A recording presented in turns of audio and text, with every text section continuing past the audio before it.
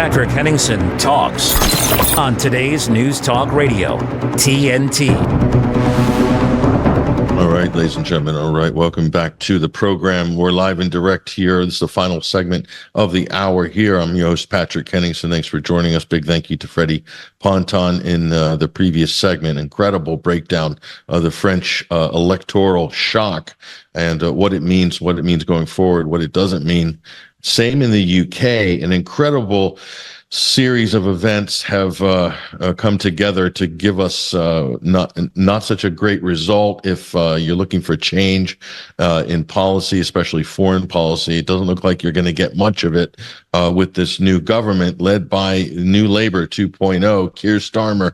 To get a little bit of insight on this, I want to bring onto the program an actual parliamentary candidate who was doing his best in his constituency to try to make some change happen. His name is Hussain Shafiei, otherwise known as Haz, the Londoner, on the live link right now. Haz, thank you for joining us on TNT.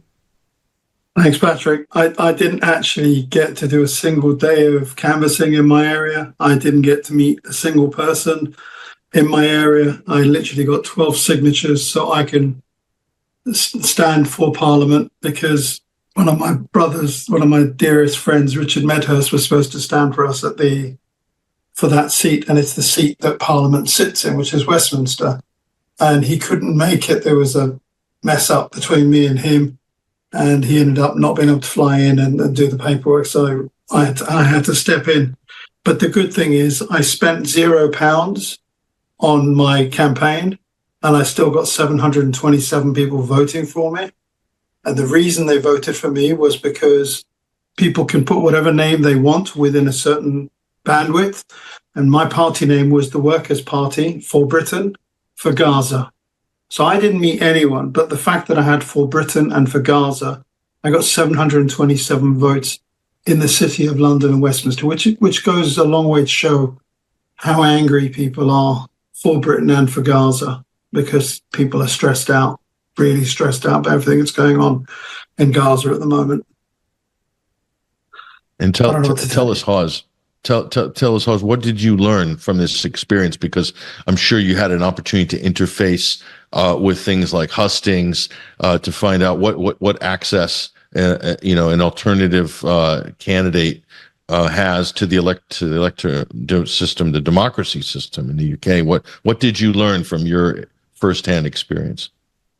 So what I learned was that the mainstream parties are the only ones who are ever going to get any kind of time to do anything. There were 7 hustings in my area. I didn't get a single invite. I went and looked at the ones that I found, and one of them was at the Jewish border deputies, who basically rejected me from coming in because they said, "We know who you are." And, they were very hostile towards me coming in and giving an opinion other than the ones that they had going in there. And the other one was for the homeless there was a homeless hustings, basically based on homelessness in the constituency, which I went to. And the only reason I was able to talk on that one was because the moderator, was a guy called Paul, who is the owner or chief executive officer of the Big Issue, which is a magazine we sell now. He invited me to speak. So what I can say to you as a person from one of the smaller parties, but we're actually now the 6th largest party in the country. We polled over 210,000 votes, which means had we had one single member of Parliament, we'd actually count as a national party. We were completely blocked out of almost all mainstream media. And I had an opportunity. And so when I say an opportunity, I don't have opportunities. My party leader, George Galloway, was invited to a couple of shows. And the shows he went on to, he was just abused by the people who were, the moderators and journalists, call them what you will. And it was just a very hostile feeling towards George. I replaced George in 2 events. In one event, it was supposed to be a 15. I'm explaining this one so you understand the level of hatred for us as the Workers' Party of Britain. I was supposed to be on there for 5 minutes speaking to Joe, who is the Politics Live program journalist, reporter. I spoke for 4 minutes, and I was on there for 3 minutes and 32 seconds. And they said to me, well, why do you not want Labour to win? I said, well, because there's no difference between the Labour Party and the Tory Party. Both of them are accomplices in genocide in Gaza. Someone did a video. There was a countdown of 30 seconds before I was kicked off. And I was supposed to be on there for 5 minutes talking to her about our party and another further 10 minutes to talk to the other, talking heads, call it what you will. Never again. The person, dryly made the comment, well, that's your time on Politics Live, Mr. Shafiei. And I was escorted out the door and I didn't go back on there. My party leader was invited onto a LBC. I went in instead of him. Again, we were being treated as the smallest of nothing parties, and it doesn't feel good. And the thing is this, there are thousands and tens of thousands of people that have voted in all these different general elections, the Labour Party, Conservative Party. We didn't get a look in. That's the problem. We did not get a look in to speak on TV properly. They had Nigel Farage and every other person like the Plaid Cymru got less votes than us. We got more votes than them, and yet their leader was allowed to come and have a debate as one of the 6 leaders of the party. Our party leader wasn't allowed on. It's just so unfair. The gross unfairness of everything that happened to us. We were in a complete media blackout. We weren't allowed, our name was not ever seen on a YouGov poll, was not seen on any poll. The only person who was seen on a poll was George Galloway for his seat in Rochdale. No other time. So when you're completely excluded from the media, completely excluded from the TV, from the newspapers, and from all the polls, you don't get a chance to arrive to actually make a case. The only people, the newspapers that were talking about us was so-and-so was caught for anti-Semitism. He was caught for anti-Semitism. He was caught for anti-Semitism. And it's all just such vagary anti-Semitic things. And they were just interested in one thing, making sure that George Galloway, who is the only person that would hold Keir Starmer to account, that would hold him, because every Wednesday he would hold him to account. Literally, I could see George pulling Keir Starmer's trousers down to his ankle every Wednesday, because if he was a member of Parliament, he'd get one question every Wednesday as the leader of our party, because we got more than 150,000 votes. We count as a national party, so we're allotted one question. They don't want people like George Galloway to be the opposition, because he was only in there for 53 days, Patrick. And you know as well as I do the impact of his voice in Parliament, putting basically the leadership and all the ministers, skewering them like a kebab. And that's the kind of rhetoric he's got. They do not want that in Parliament. Do you understand me? So they did their best to destroy him, to destroy our party. And yet still we prevailed. And yet still we had 210,000 votes. And we were that far away from getting George in. And to be honest with you, we're still going to be doing something about George's case. It's not going away, because Hate and Hope is a charity, and that charity got itself involved in our politics. They're not allowed to do that. So we're talking to our lawyers, we're talking to our solicitors, and I'm looking forward to the next few days before the end of the weekend on what we're going to do next. But it's not the end for us, and I can promise you and I can assure you that our party is going to be there in 5 years' time, and we're going to be invigorated. And I'm looking forward to see if Jeremy Corbyn, who's basically the icon of the left, does what he says, what my party-led George said, which is organise a French version of the Popular Front for the left, and let's get everyone behind us, because otherwise, the Labour Party's just gone to the right. The Tory Party's already right. The Reform are even further to the right. And if the opposition to the Labour Party is the right, where's the left? We can't, as a nation, just end up watching these people just take over politics. And anyone who's got a left-leaning attitude to life, is basically just ignored. And these elections have shown us one thing.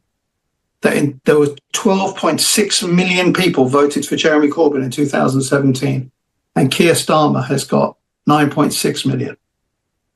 That's a difference of 3 million people that wanted the politics of the left. Those people haven't disappeared. These people have I was just about to swear. These people have just disengaged from politics. They've just said, I can't be bothered. We've had the lowest turnout Some places are at 40% turnout. This is not a democracy, because everyone is so boring. There's, we had a Boris Johnson, we had a Jeremy Corbyn, we had two Titanic clash. We got a block of wood in the name of Keir Starmer and a wet drip in the name of Rishi Sunak. And they're going, they're nothing politicians. And Labour has won this election on one thing and one thing only. We're not the Tories. They've messed up for 14 years. It's our turn to rule. They're not helping the people. They're not going to change the dynamic of society. Nothing's going to change. Nothing at all. Thank you for the incredibly long monologue. Well, whenever you have a low voter turnout and a big margin of victory for the party that did win, this is really a bad sign for the state of the democracy.